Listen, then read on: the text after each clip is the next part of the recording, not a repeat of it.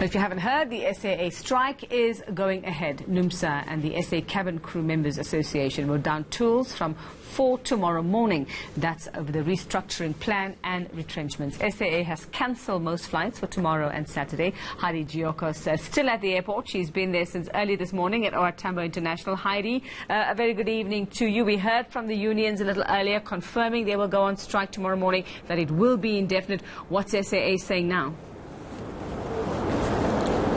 Yes, Rebecca, so we do understand that both Numsa and the South African Cabin Crew Association are planning to go on a mother of all strikes, as they've labelled it. And this, of course, is going to have a severe impact on SAA operations. Already they've cancelled flights for Friday and Saturday. But joining me now is SAA Spokesperson Tlali Tlali. Thank you so much for your time. I know it's a bit late, but let's just get this over and done with.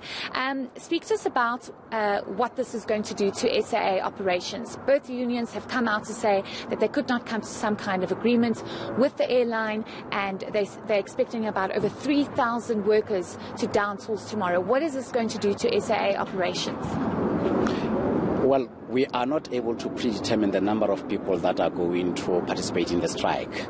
All the same, we do not want to make wrong decisions and discount the fact that the airline has been served with a notice of strike. And it was on the strength of that particular notice that we took a decision to advise the market, to speak to our customers and our passengers, notifying them that on the basis of what we think is a minimum reasonable notice, that there will be no flights operated by SAA for Friday and for Saturday. We are talking about a total of approximately 104 flights per day that will be operating in the domestic regional, which is Africa, and the international segments of our route network. There will be flights operating tomorrow. Those will be the inbound flights that will be coming back to base in Johannesburg. We have then put together what we refer to as a reaccommodation policy, together with other contingency plans that are intended to ensure that we minimize the inconvenience and we facilitate the transfer of passengers that may be in transit. There could be passengers who are coming from elsewhere in the world, outside the African continent, who will be transiting in Johannesburg to their final destinations.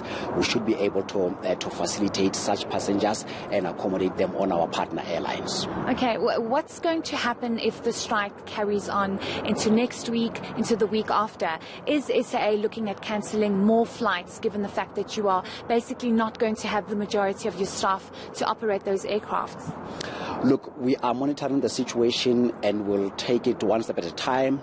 Operational decisions of this nature are not taken lightly because you need to balance quite a number of things, whether or not you are able to facilitate your passengers and the exposure in terms of lost revenue. When you cancel flights per day, as we are suggesting now, what is going to happen on Friday and on Saturday, you are looking at revenue exposure that will be lost at the amount of 52 million rands per day. That is an enormous amount of money, and we hope that parties will be able to find one another as soon as possible, so that we are able to avert a situation that could be even more disastrous, if it is not catastrophic, where the company may have to fold. We have taken additional steps on the basis of what has happened today, where we have approached the CCMA requesting them to assist with a mediation process, and this is provided for in terms of section 150 of the Labour Relations Act, and a senior commissioner has already been appointed. Because the process in itself is voluntary, we are now waiting for other unions to indicate and consent to this particular mediation. This is but one of the many efforts that we are making in an effort to try to find a settlement and a resolution to these disputed issues. Okay. Just lastly, Tlali, if you can answer this, have passengers been informed about the cancellations on Friday and Saturday? Are we going to see panic at the airports early tomorrow morning and on Saturday?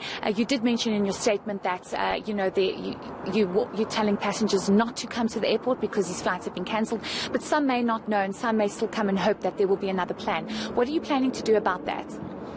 Look, we have taken what we think are reasonable steps under the circumstances and part of what is commonly part of the industry practice in terms of notifications.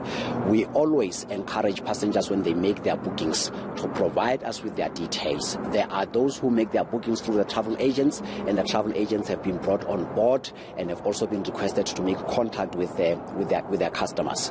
We accept that it is possible that there may be pockets of customers who may not have received the message. We will have the teams on the ground who should be able to assist them, to give them direction in terms of what is it that they could do. We'll monitor the situation as it develops on the ground and provide the best solutions possible. Okay, great. Thank you so much. So that was a spokesperson of SAA Tlali Tlali, just basically outlining the kind of contingency plan that they have in place for tomorrow, given the fact that Numsa and the South African Cabin Crew Association will go on strike. Just to give you a number, it's going to cost SAA 104 million rand. That is for Friday and Saturday due to the strike and the cancellations of those flights. Yuveka.